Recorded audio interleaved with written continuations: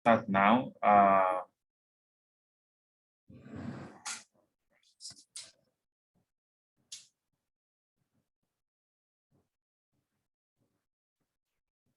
Okay, so I'm going to leave the floor for Roshan to do a brief introduction and some welcome address before the training will kickstart fully. Roshan, please, are you there? I am. Thank you so much, Isaac. And thank you everyone for coming today. This is like a really important training that a lot of you have been asking for some time, and I am so delighted to have our very own Isaac here, who has just joined the SSDP International Board and has been a successful grant writer multiple times to take us through this. I know grant writing can be very intimidating, but it is an essential part of organizing. And I think this is going to really bring us forward in a really nice way. I just want to remind everyone, we're going to have a Q&A section. We also have the fantastic Rachel here, who's going to give us, take us through some Q&A and like good tips and tricks for grant writing as well. So that's going to be really, really helpful because Rachel is also a very experienced grant writer. So I am really excited for this session. Please give us your questions throughout. This is grant writing can be very intimidating. We want to hear everything that we want to give you everything we can possibly give during this session. And yeah, I'm just so excited to see so many new faces at the African Leaders Training. After COVID being such a difficult situation, I'm so glad that everyone is still engaged and ready to keep going. So thank you guys so much for being here, and I'll hand it back to Isaac. All right, thank you so much, Raishin, for that short address. So I think we can just delve into today's activity. All right, so next slide, please. Yeah, thank you. All right, so as we all know, we are here for the Students for Sensible Drug Policy African Leaders Training, and this has been going on for a while now. And today we'll be discussing on grant writing. And then our speakers for today are Rachel Wissner, who is the Director of Development, Students for Sensible Drug Policy, and also myself, Isaac Ogunkola, a newly elected board member of the International Students for Sensible Drug Policy. All right, okay, that is noted, Rachel, yeah, fine. And then, no, previous slide, please. All right, so the training will give us keen insight into grant writing project proposals, and then it will be particularly helpful for those of us who are interested in the SSDP International Impact Grants, because as someone who has led a local chapter, I know that grants and then funds are one of the vital tools you need to engage and carry out activities in your local chapter. And so this training is going to be a very helpful one for everyone here. And then, yeah, that is that. Next slide, please. Thank you. If you are just joining us, you can just type your name and then where you are joining us from into the chat box so that we can get to know you better. All right, so these are the agendas we have for today. We'll be looking at identifying funding opportunities. Also, we'll be looking at assessing the opportunity. After you've been able to identify a funding opportunity, how can you assess the opportunity? And also, if you have been able to assess the opportunity, how are you going to develop an idea? How are you going to design your project? And then writing the grant proposal, how are you going to go about writing your proposal? And of course, a successful proposal. All right, next slide, please. All right, if you remember, the first agenda in our agenda is identifying grant opportunity. And then you need to identify your needs before looking for funding. That is one critical thing you should know. Before you can start looking for funding, you must identify a need. And then how do you go about identifying your needs? You need to answer some few questions. And you have them listed on the screen there. The first thing is that what are your strategic goals? As an organization, as a local chapter of Students for Sensible Drug Policy, what strategic goals do you have in your local chapter? For example, at your local chapter, you may have a goal or an objective to change the narrative around drug policy in your school community. And then what types of projects fit your strategic goal? Okay, the example I cited earlier, you want to change the drug policy in your school community. That is a strategic goal. So what kind of activities or what kind of projects fit into your strategic goals?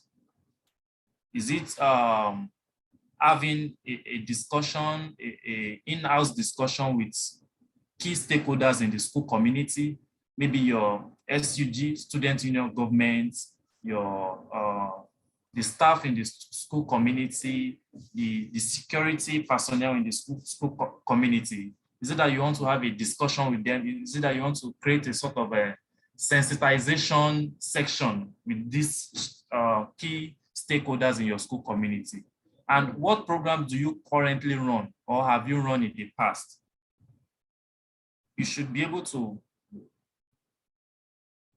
understand the kind of programs you run in your school community and how this aligns with your own strategic goal. So now, in addition to the current program you are running in your school or the current project you have been doing or the existing projects in your local chapter, what program expansion will align with your strategic goal? Because if you already have a strategic goal for your local chapter, it means every project or every activity you'll be doing in your chapter must always fall back or must always have an effect or impact on your strategic goal. And then you need to ask yourself, what projects are most badly needed to achieve your goals? For example, in order to change the drug policy in your school community, what projects are most badly needed for you to achieve that goal? Can somebody just suggest what kind of project do you think is most badly needed for you to achieve a drug policy reform in your school community? Can somebody just type that in the comment section? Let's see. Let's hear your opinion on this.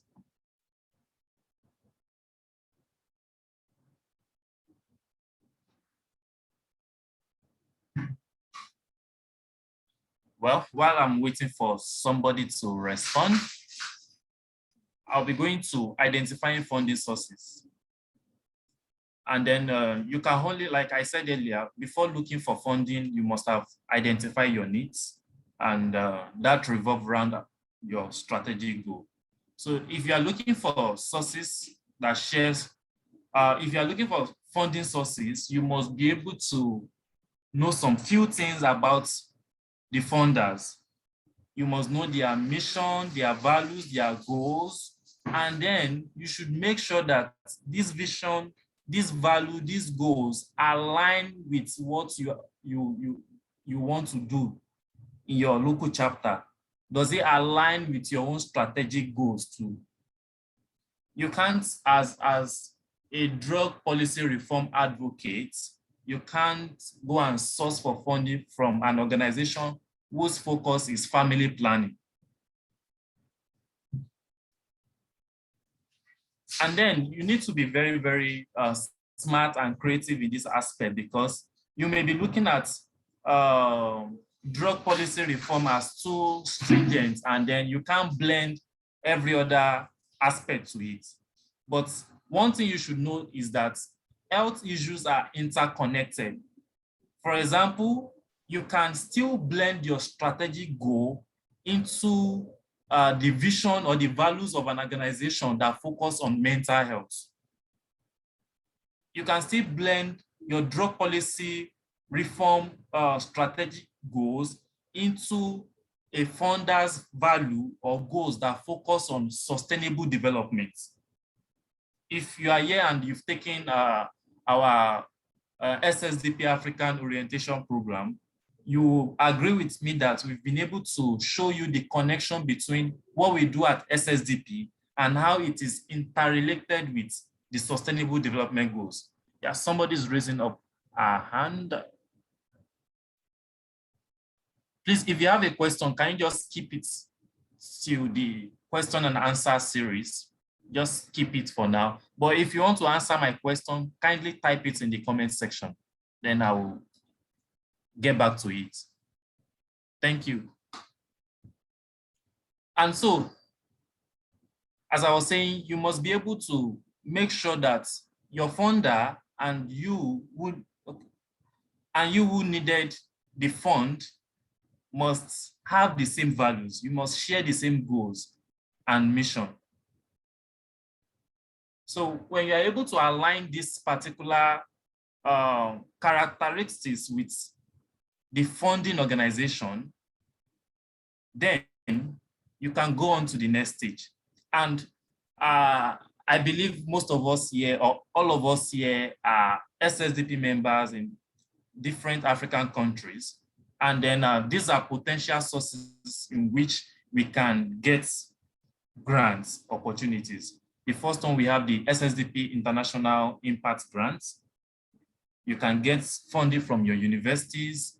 You can get funding from granting organizations. For example, you can check out IDPC grants that focus on Support Don't Punish Global Day of Action. Yeah, you should note that down for your chapter. The IDPC, that is International Drug Policy Consortium Grant, Punish Global Day of Action. All right, next slide, please.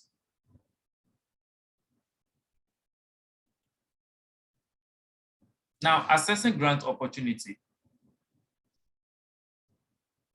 Let me check the comment section if someone has.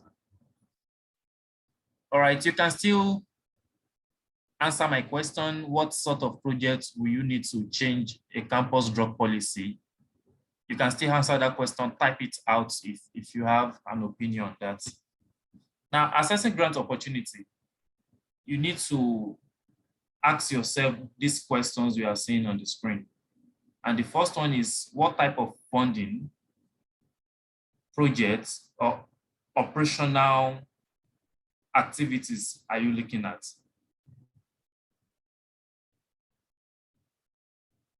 What type of funding are you looking for? Then, if you have been able to answer that, okay, you need a funding to carry out a simple, let's say, hosting a panel discussion with key stakeholders in your community. You need a funding to address that. Okay, what are the objectives of the grants?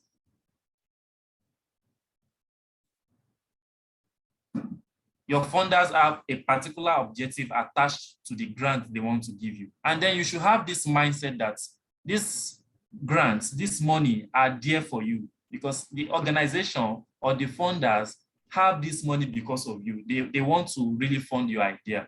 But then you must know that the objective of that grant should align with your own project or strategic goals objective too. What types of activities is it grant funding?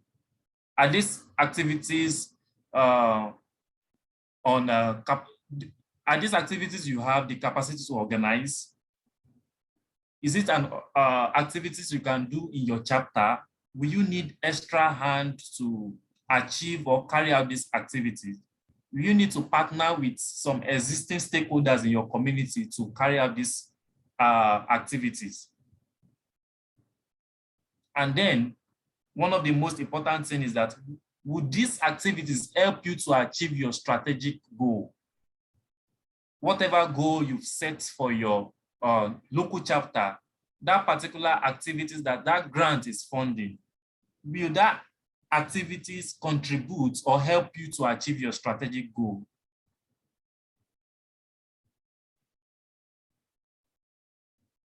And then you also need to answer, what is the duration and timeline of the grants? Some grants may be maybe just a day program. It could be a sort of awareness, a walk, advocacy, just having meeting with key strategic partners. Some might be creating high EC material, that is information, education, communication materials. Yeah, yeah, Francis, you can get the recording. Yeah, sure.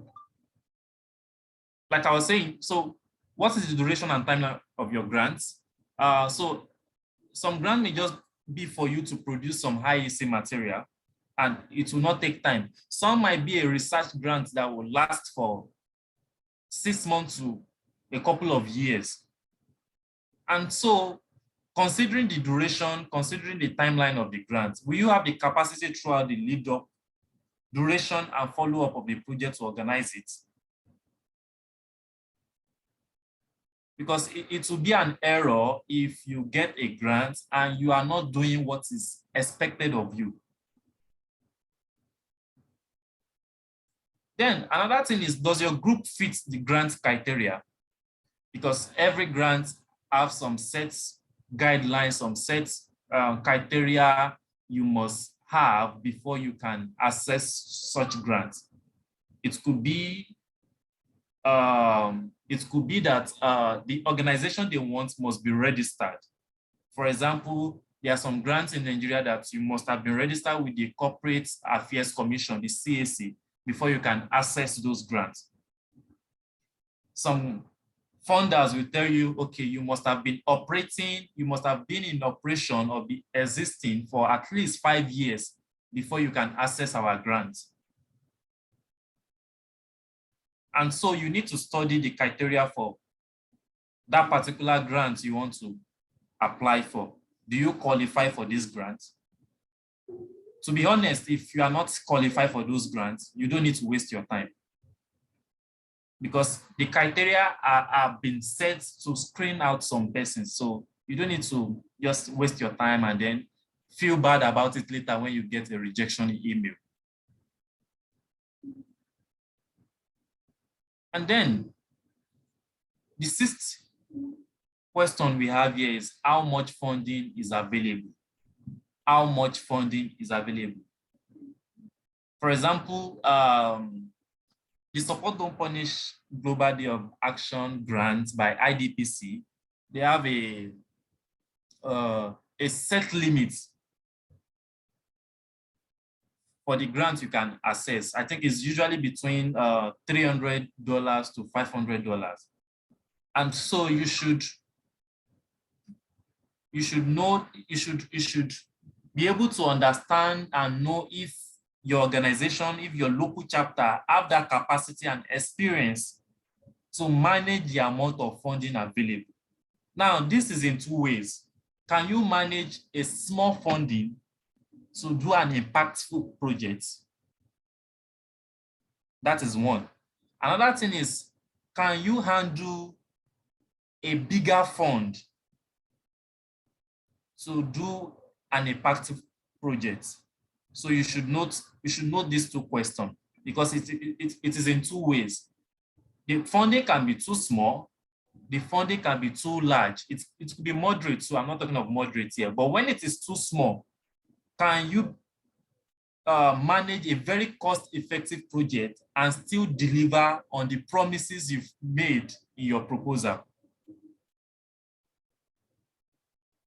If it is a very large funding, do you have the capacity, do you have the experience to manage that amount of funding available? So these are the questions you need to ask yourself. Next slide, please.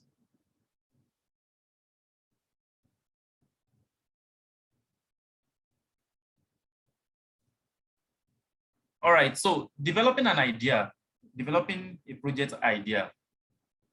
one thing that is prominent in all project idea is that you've been able to identify a problem. All proposal writing, write-up should have a problem statement. Because whatever project you want to do, whatever activities you want to do is because you want to address a particular issue. And what is that issue? The issue is the problem. So what is the problem you've identified? Who is affected by this problem? Probably when I'm sharing some samples of winning or successful proposal, I'm going to talk on this again. But for now, let's just go on it briefly. Who is affected by the problem? Where is the problem happening? That is the location. Why is the problem happening? What are the causes of this? All right, let's bring up a scenario here. What is the problem? Let's say incarceration of people who use drugs in your community. That is the problem. So who is affected by the problem? The target group. The target group could be young people or youth, young people who use drugs, young people who inject drugs, students who use drugs. Those are the target group. Where is the problem happening? Okay, in my school community, in my village, in my local community. Why is this problem happening? What are the causes? Okay, because of the counterproductive policy we have in my community, or because of lack of awareness or lack of education on, or lack of drug education in my community. And so if you are able to answer this question based on the problem you've identified, then you can develop your outcome and impact for that project. It is that simple. Next slide, please.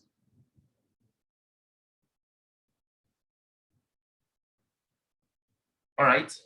And so what is outcome?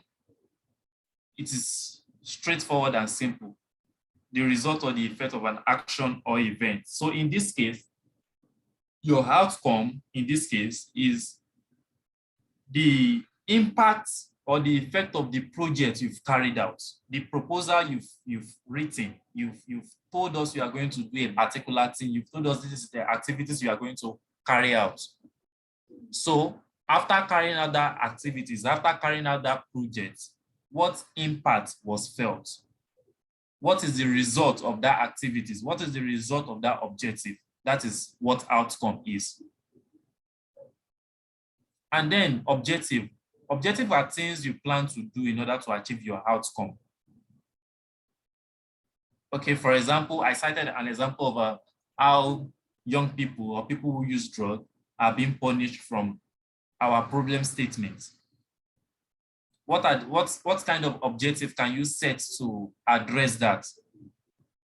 All right, okay, probably you can have a sort of stakeholders meeting with key stakeholders in your community, educating them about the no to drug education. I mean KNOW, like our peer education on drug, and not just say no to drug. No, we don't work with that. We believe people in the community, youth, people who use drugs should have enough education about drug use. They should know the pros and cons of a particular drug. And then we are factoring in the place of human rights for every human to make their own decision. So your first objective can be having stakeholders meeting and educating the key stakeholders on why drug education is important and why they need to stop criminalizing people who use drugs. That is one objective. You can also decide to create pamphlets, create high-essay materials, and distribute to centers in your community. You can decide to have a campaign.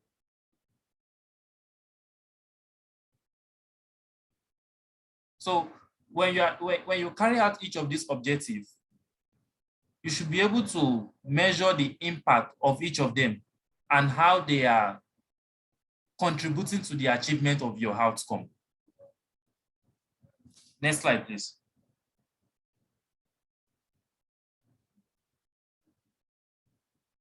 Now, designing the project. We'll be looking at first the activities. Now you need to brainstorm activities that will meet your objective. As a chapter leader, you should not just sit somewhere to do this alone. That is why we have team. That is why you have executive members. Have meeting with them. You guys should brainstorm on different activities that will meet your objective. Talk to them on what you plan or what you have in mind. Let them share your idea and you guys can come or reach an agreement on what you'll be going for. And then you should try as much as possible for your activities to be clear and then concise. And then you shouldn't forget that you should always go back to the grant application or grant information to see the types of activities they want and see and make sure that it aligns with the activities you and your colleague or you and your members have brainstormed about. You shouldn't move away from what the funders want from you. And then you should try to know if every activity contributes to achieving an objective or the outcome. And then, are these activities effective and efficient in achieving those outcomes? The activities you want to do, are they accessible to the target group? These activities, are they cost effective? Will it fit into the budget of that grant? And then you should be able to try to employ best practices. The method you are using, is it the best and the most effective method? So those are the critical questions you need to ask yourself when planning your activities. Then we move to preparation. Everything you do before the activities begin. You should deliver your information packs for participants and facilitators in case you are trying to organize a conference or a discussion or a panel discussion or so. You should prepare the venue, plan your logistics. All these things you can do with your team members. Give roles to people so that they can be active. Like one thing I tell people at my chapter is that you should be able to, in every project we do, you should be able to tell us one particular thing you do in that project. That is, everybody must have a functional role they are doing in that project. So as a local chapter leader, you should not just carry everything on your head that you want to spearhead everything. No, share tasks to people. Or better still, let people pick roles or functions that best fit their skill or their talent or their strength. Probably you have somebody in your group that is very good with designing PPT, PowerPoint presentation, statement, or a good writer. Give them content to work on. Maybe you have people who knows key stakeholders in your community, and then they know the different location in your community. You can make them distribute letters to key partners. So just identify the strength of people in your team and then give them role that aligns with their strengths. So after preparation, what else? Follow up. You need to follow up on your activities you need to follow up on your preparation. So how will you assess whether or not you have achieved your objective and outcome? And one peculiar thing we do at my chapter, I don't want to be using my chapter again because I'm no longer the president. What we usually do at Unical chapter then was that we create a sort of pre and post evaluation form when we are having a sort of panel discussion or a conference or so. We have a pre and post evaluation form. We give it to the participants before the event starts so that they can fill. And after the end of the event, we give them the post evaluation form. And so we can collect those two forms back, then evaluate the impact of our projects. Have there been a change in knowledge? Have there been an increment or a decrease in knowledge? So through your evaluation form or surveys, you should be able to find that. And then how will you ensure the effect of the project will be long lasting? Do you collect their emails to keep sending them resources about what you've talked about? Or do you want to have a sort of periodic meeting, having physical meeting, like going to their offices to have a chit chat about the project you've done, just to discuss and then bring up that memory to them? So how do you want to create a long-lasting effect of that project? For example, the last project we had at the Unical chapter, through the funding we got from the Support Don't Punish Global Day of Action IDPC grant, was that we want to, the report from the conference we had, we've written it into a research format because we call it a white paper. And then we want to send it to a journal for publication. And when it is being published, we have the plan of distributing it to every stakeholders that were present in that event. And so when they see it and read again, it will refresh their memory of what we've discussed in our meeting. So that is that. Next slide, please.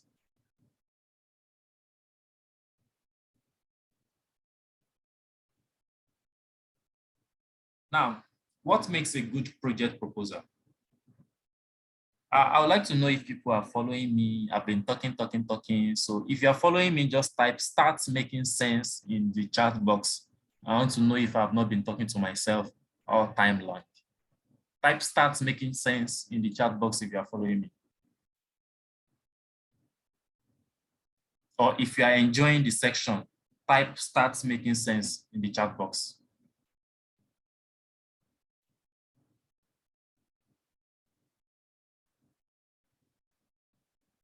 All right.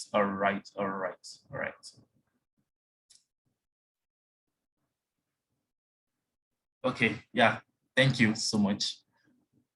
So answering the question, what makes a good project proposal?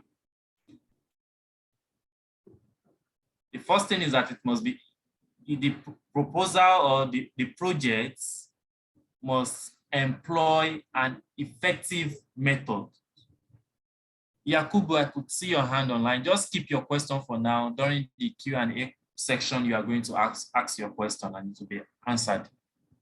You must have an effective method. Like I said, try to look for best practices, the best method and the most effective method that can achieve your strategic goal. And of course, it should be cost effective. Nobody wants to waste money. Funders, yeah, they have this money to give to you, but they don't want to waste the money. So you must be cost effective. In fact, most funders will prefer a very good impact for a small grant. If you can deliver a very good and impressive impact with a very small grant, they will be happy to give you. But then I'm not saying you should exaggerate on things. Like, you should not promise on things you won't be able to deliver.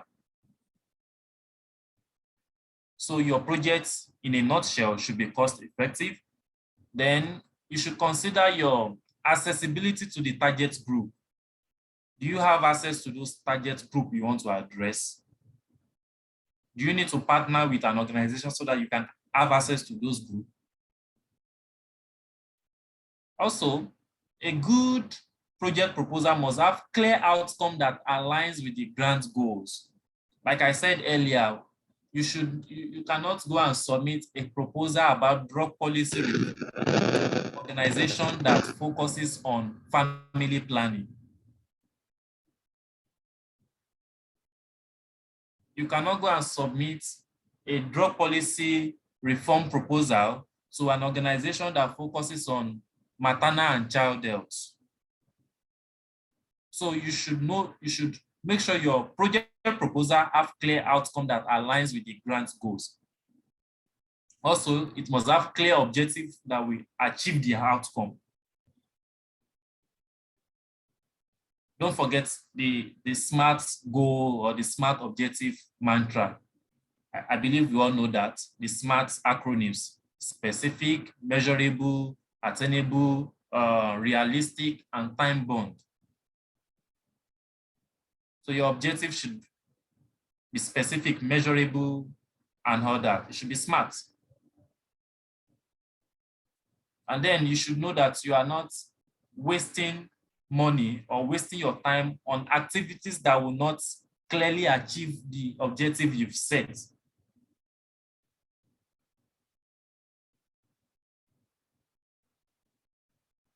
Your proposal must be able to give detailed explanation on what your preparation phase is. You should be able to have a thought out preparation phase. If you need to send letters to key partners, if you need to reach out to other partners to give some materials, or if you need to reach out to speakers to come and speak, you should have timeline for these things and have a very thought out preparation phase. When do you want to reach out to these speakers? When do you want to follow up with them? How do you want to follow up? Is it through email? Is it through phone calls? You should be able to know what works in the client you have. For example, in Nigeria here, if you send email to some organization for 10 years, they will not reply. So the best thing is just to walk into their physical office and talk to them, because they don't check emails. So you should be able to know what works in your client, then do a comprehensive follow-up phase. Next slide, please.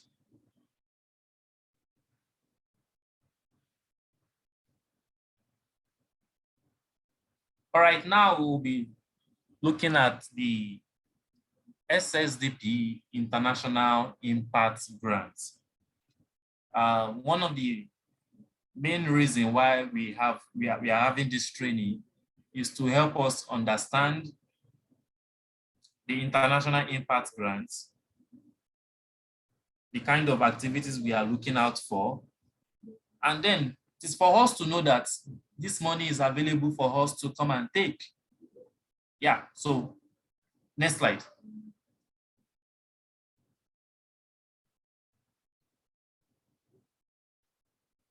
All right, so the International Impact Grants have a type of funding which is basically projects. And then the grant objective is to support chapters in creating more impact, and then to support chapters in developing national structures. And then we have a timeline set for this International Impact Grant. So the grant application will close by December 19 this year, 2020. And so project must be completed by 30th of June, 2022. And then the funding available is between the range of $300 to $500 US dollars. And then for very, very impressive proposal, we may give up to $1,000 US per project. And what are the types of activities we are funding? We want projects with very clear outcomes and projects that develop national structures.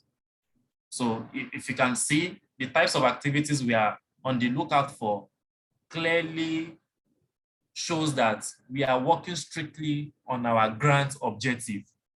So whatever projects you want to send in for us must align with these grant objectives. And then we have some types of activities that we will not fund.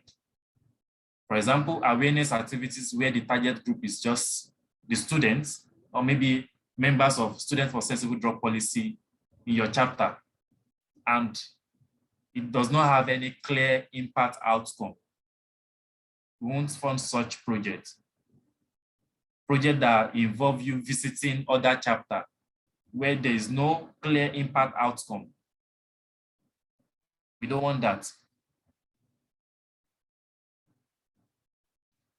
All right, Adiola, your questions will be answered when I'm sharing some samples of a successful grant proposal.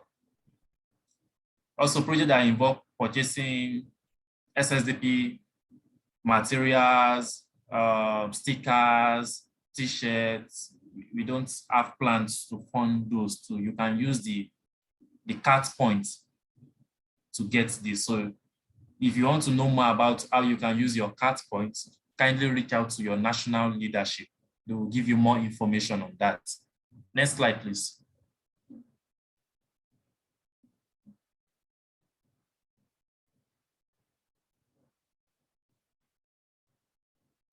All right, so impact. When we talk about impact, we look at clear change, because that was one of the things we stressed in our grant objective over there, because we want to support different chapters to create more impact, emphasis on impact. So we want a clear change for the purposes of these grants. We are looking for projects. So we are looking for projects that will contribute to drug policy or harm reduction change, whether in your school community or outside your school community. And examples include changing the university drug policy. Another example we have is partnering with another organization to work on an advocacy campaign. It could be probably you have a mentor, an organization in your community or in your school environment that focus on mental health. You can collaborate with them and come up with creative advocacy campaign. Now, meeting with politicians, decision makers to discuss the needs of young people in drug policy. I think that should answer what Adiola was asking the other time. So meeting with politicians or decision makers to discuss the needs of young people in drug policy. Then the last example we have here is educating university staff on the needs of young people who use drugs and harm reduction to lower the stigmatization and maltreatment of students who use drugs. So this could also be in a form of a sort of policy reform in your school community. You can develop a policy and then propose it to the student union government in your school and the staff and see how they can implement such policy in your school community. That is a project idea. I think you should clap for me for giving you such idea. So if you are listening to me, just send in your favorite emoji into the comment section. If you are following, if you are enjoying, send in your favorite emoji into the comment section.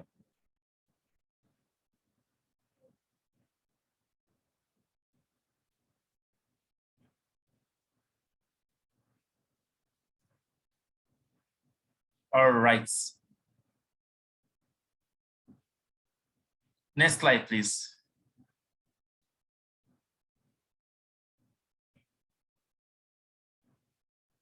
All right, so see, this is a samples of successful proposal, and this is one of the winning proposal we had with Support Don't Punish Global Day of Action grants from International Drug Policy Consortium.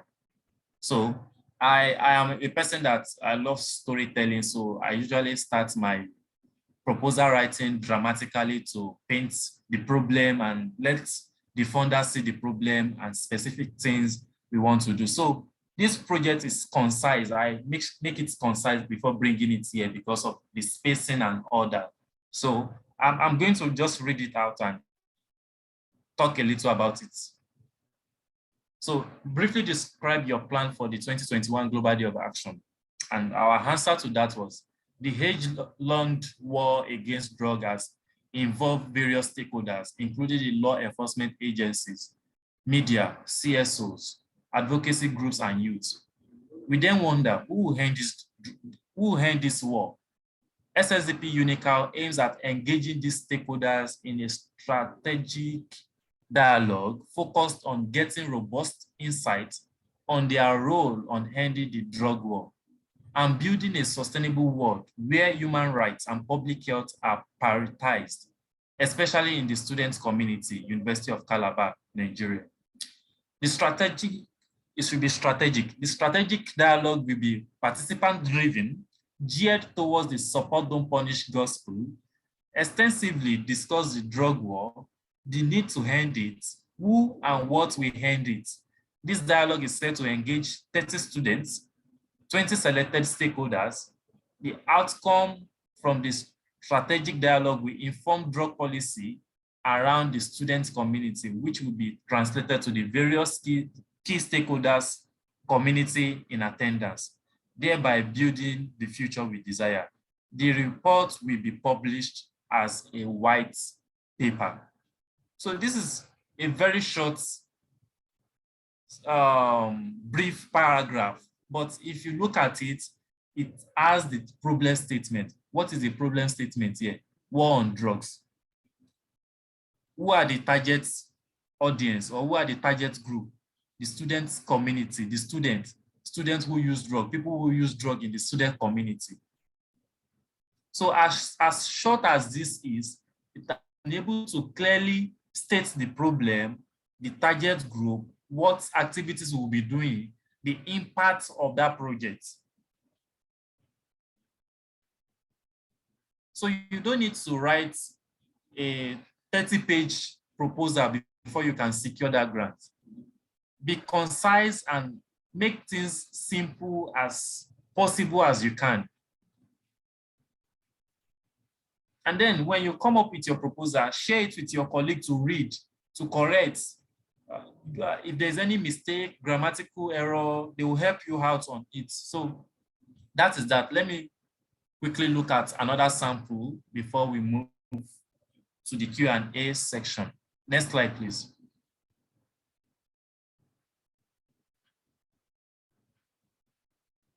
All right, so this is another sample of a proposal I submitted for the impact grant, which we got recently. I think this should answer Adiola's question on what kind of projects can influence national structure also. So this is a panel discussion proposal, which we worked on, and then we are able to clearly, even from the topic, you can understand what the project or the project is all about. Medicinal cannabis cultivation, a cause or a blessing to Africa. So this is a discussion with experts from different walks of life on, but they have interest in drug policy reform.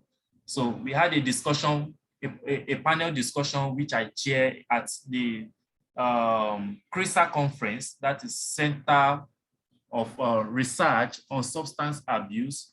That's one of the most prominent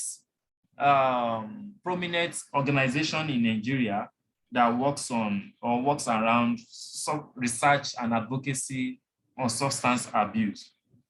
So we hosted this panel discussion to discuss about the potential benefit of medicinal cannabis in Africa and how the cultivation of medicinal cannabis can help the economy of Africa. And when we are having this discussion, the panelists were able to bring up evidence, because we have a representative from the government. The program was hosted in Abuja.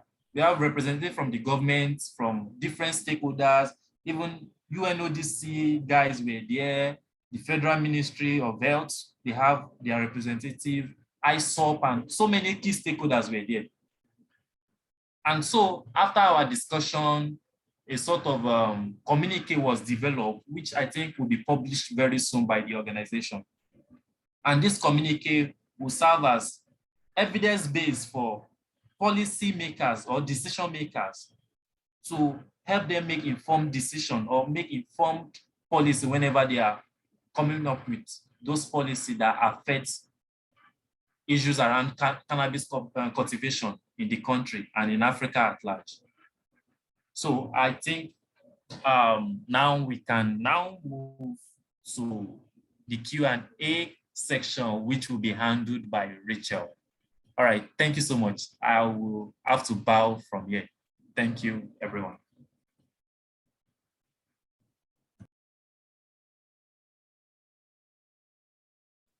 Thank you, Isaac, so much for that section. So I just want to open up for Q&A so people can raise their hands and stuff like that. Isaac, that was a fantastic presentation. And I want to remind everyone again, to apply for the International Impact Grant, you can find all the information on the website. We will share also the slides that Isaac had here so that you can go back and see those examples again. If you want to be like applying and have a good idea from that sort of thing.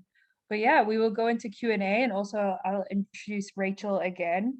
So Rachel Wissner is our fantastic Director of Development at SSDP and has been doing a huge amount of fundraising in SSDP for, Rachel, you can maybe tell me how many years now, but has extensive experience in grant writing as well. So Rachel, if you want to share some like tips and tricks for us to start us off, and then we can go into questions and that sort of thing. You are on mute, I believe. Yes. Oh, thank you. Wow. I think Isaac's presentation was so thorough that I don't really think I have anything to add, but I'm happy to answer questions. I'll introduce myself briefly though. Hello, I'm Rachel Wissner. I'm the development director here at SSDP. So I oversee our fundraising strategy and I raise money for the organization. And I've been involved with SSDP for 10 years. I joined as a student in 2011 and then I joined staff 3 years ago. Yeah, so I think Isaac really did just cover everything really well, but I'm going to show an example of like a fundraising of a grant proposal template that I can share with everybody. So I'm going to share my, I can't share my screen. I'm sorry. Hold on, I'll make you able to. Okay. Okay, go ahead. Okay. All right. Can everybody see my screen? Yeah, we're getting you. Okay. Yes. Yeah. Okay, so here is a grant proposal template. I created this and everyone is free to use it. I'll have, when Roisin sends out like the recording in the following days, I'll have this link sent. So a lot of different grant making bodies will probably have different requirements for what you fill out. But if they don't, this is a good basic template that most organizations will probably ask for this kind of information. So this is for SSDP. And the way that this is broken down is there's a background, our mission statement, key values, current staff members, and key leaders. So for the background, you know, you're going to put the background information about what your chapter is. If you're applying for a grant for your chapter, you know, you'll write about what your chapter is, like who SSDP is. If it's for another organization, you just put that background information there. Mission statement's important to include. Key values, I like to include that. You don't have to, but it's just something that I put in. Also, current staff members and key leaders. This is important to include because like you want to put who's on the leadership team of your project. So you'll put them there. This is like SSDP leaders. Geographic focus, sometimes people will ask that. So you would put what, you know, where your focus is. This applies to SSDP, operational structure, and then significant impacts and results to date. So I like to include in a grant proposal like everything that my organization has accomplished so far, because that establishes like credibility and legitimacy to your organization. So that's like usually what I put on the first 2 pages. And then comes the proposal, which Isaac really went thoroughly into how to write a proposal. But I have like, a template here. And then also I like to include a budget too. So it's really important to include a budget so you can break down exactly like what money is going to where. So yeah, this is a grant proposal template. I'm happy to share with everybody. And now I'm ready for questions.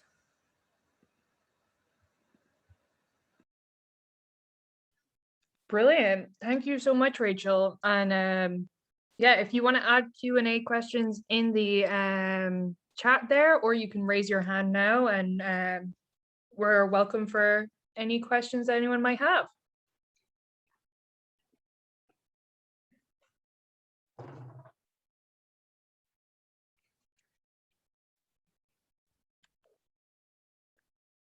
Don't be shy, please come through. I'm sure that there are questions. I know there's a few questions earlier on that people wanted to ask. So yeah, Molly, do you want to come through and unmute?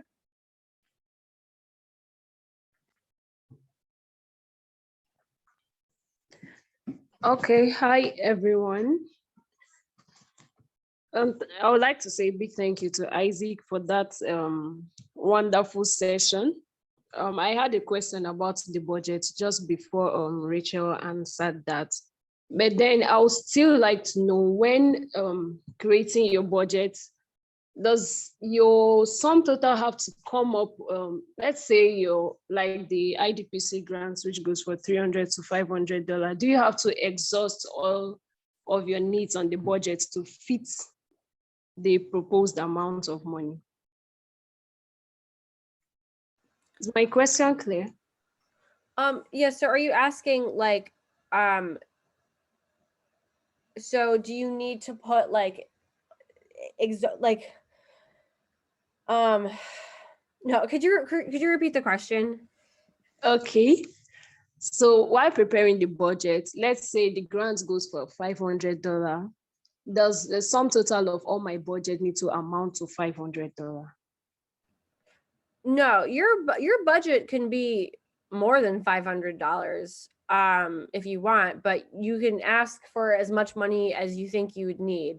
So if your budget is great, like you can have a budget that's like $1,000, but you're just asking for $500 to support like one part of the project.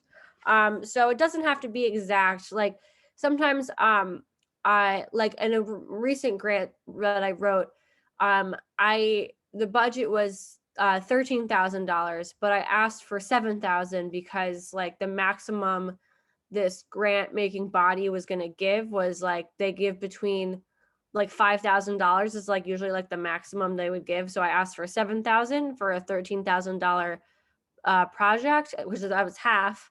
And I got the, full 7,000 that I asked for. So it doesn't have to be exact. Like you could just be asking for like to fund part of it, to fund all of it. But you do want to be able to make sure that like, if you're asking for $500, like explain like everything that would like amount to the $500. Does that make sense? Yes, it does. Thank you.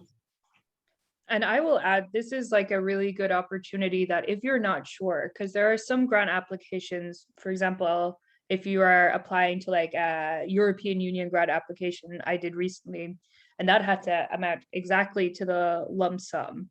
And there's different rules with different grants. And so like with private granting, then you can definitely ask for more and do it in this context.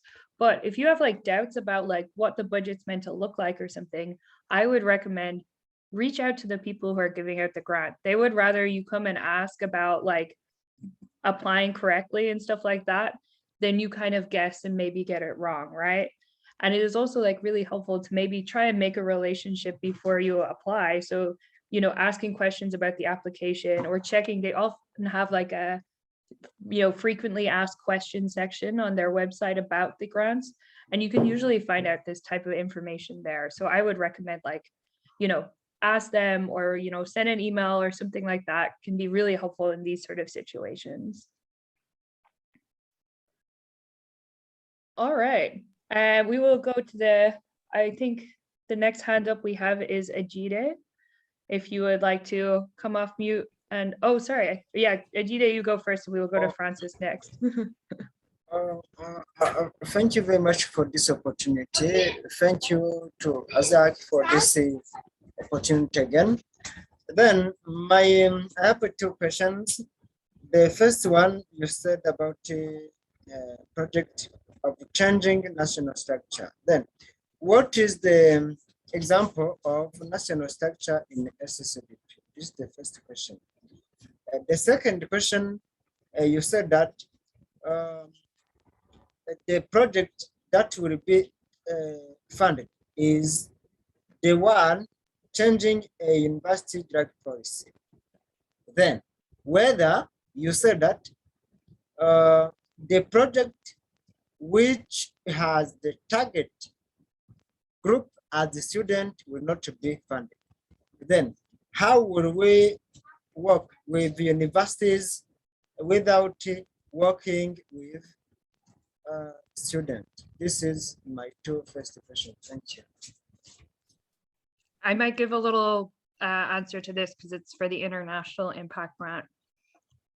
So firstly, for the question on working with students specifically. So for the purposes of this grant, we are looking for impact-driven projects. The reason we have said awareness raising projects with the target audience is only students or SSD peers does not qualify is if it does not have a impact result. So we're looking for things that are like policy change focused and that sort of thing. So what we're avoiding funding here is we don't want to have an event where everyone just talks about stuff they already agree about, right? Like where you have all of the, students or chapter members who are like, yeah, we do want to treat people who use drugs better. And then you all say this to each other and everyone smiles and agrees. This is not like an impact focused thing. This is still an important thing to do as a chapter, but for this grant, that is not the goal. So we do still want you to work with students. We still want you to work with everyone else. We want to make sure that you are making a change, and we are wanting to make sure that it's focused on these sort of things. So like, for example, if you had to, as part of your project, do an amount of like awareness raising with students in order to subsequently change the drug policy, that can be a small part of the project, but it shouldn't be the main activity. The main activity should be changing the drug policy and doing what you need to do that. So I hope that answers that one. And then the first question was about the national structures. So when we were talking about funding for developing national structures, a good example is that we recently funded the Nigerian Leaders Retreat. So that was bringing different leaders from across Nigeria together to share knowledge and also like prepare people to come up into leadership, and also like the leaders to know each other better, to be able to work together better. So when we were talking about national structure developing projects, we're looking at projects that will increase the stability and the sustainability of SSDP in that country. Does that answer both your questions?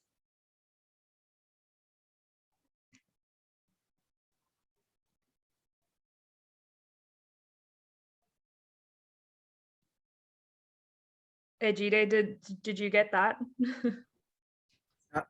Thank you very much. Thank you very much. Cool. We will go to Francis now. Okay. Hello, everyone. Can you hear me? Hello, can you hear me? We are getting you. Yes, we can. Okay. All right. First of all, I'm so delighted to be here and say big thank you to everyone. So my question is with respect to accessing these grant opportunities.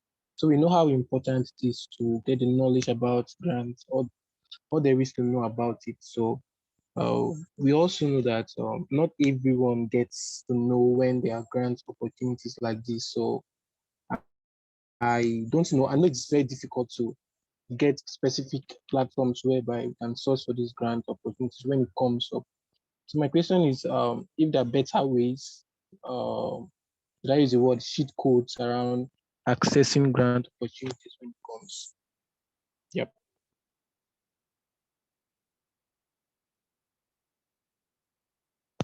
Hello, did you get that?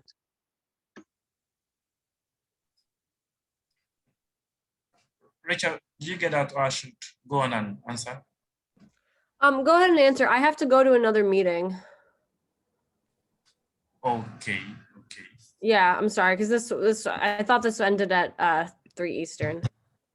Okay. All right, Thank let me you. just answer Francis' question. So I think one of the easiest way, or one of the best way you can grant opportunities, subscribing to the newsletter of relevant organizations or network that works around what you do, because most of these organizations usually share their grant opportunity or whatever opportunity they have in their organization through their newsletters. So when you subscribe to it, you get a periodic email from them on what they have to offer, and then you should be consistent in checking your email too.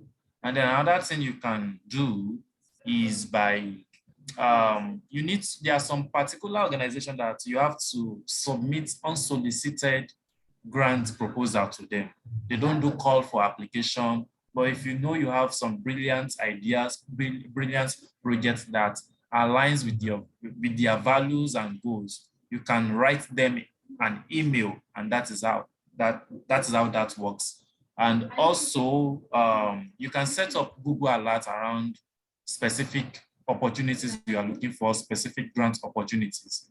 So you can just visit Google to set a Google alert. And so whenever something around that thing is being mentioned online, you'll be alerted in your email.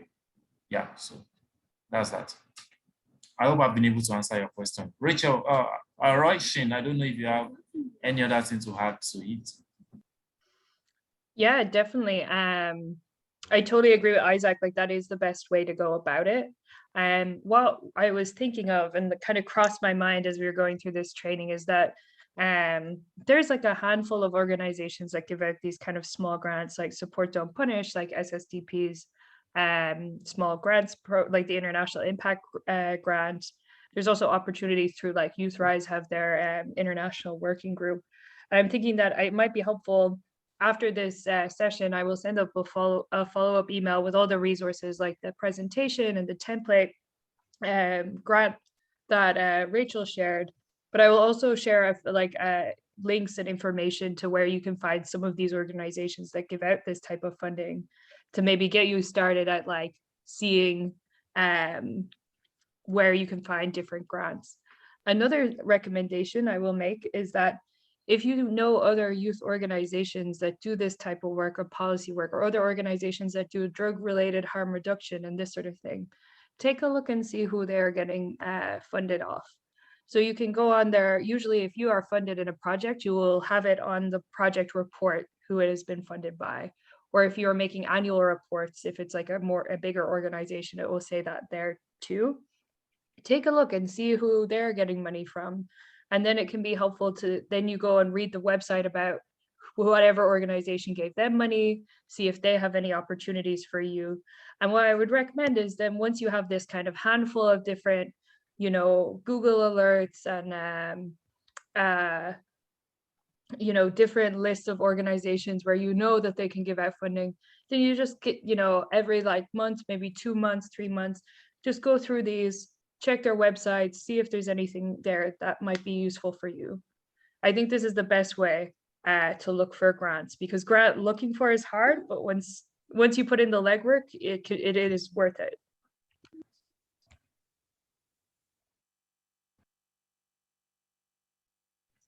All right, thank you, Rasheen. I think in addition to that, you can also check out the SSDP opportunities and jobs group on Facebook. So there are a lot of opportunities being shared in the group, and be active on our Facebook pages, on our Twitter page and all that. We periodically share opportunities on those platforms. So that should also help. So I think I'm going to leave the space now for Mr. Moronfolu to give a sort of end notes on our meeting tonight.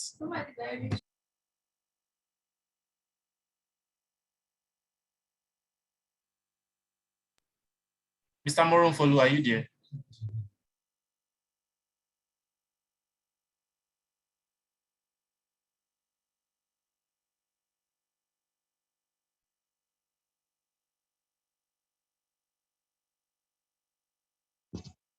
Oh, the meeting not finished. The meeting not finished. Perhaps Maro is having some connection difficulties. Maro, are you there?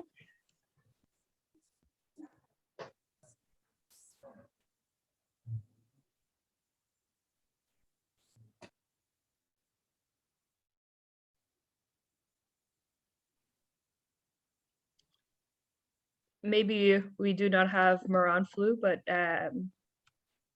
Isaac, I'm also happy to say a few words if you wish. Yeah, that's fine. All right, I would like to say thank you to everyone once again for attending this session. I would say thank you on behalf of Moran Flu and Isaac and the board as well. I really encourage you to apply for the International Impact Grant. And I also just note, if anyone has suggestions or ideas for trainings in the future, things you want to see in these African leaders trainings, please let us know. We are really interested in the feedback about this. We also, I will be sending a follow-up email, and I will also share the information on the African Leaders WhatsApp group with information about like the funding opportunities, the resources, the presentation, and the recording of this session. But ultimately, I want to encourage people, please do go out there and look for grants and look for funding sources. Our really big focus is on sustainability and growing our chapters to a meaningful level. So we really want our networks to grow. Our African network has always been the most vibrant of all of SSDP. And you can quote me on that. I'm not ashamed to say it. I will play favorites today, but I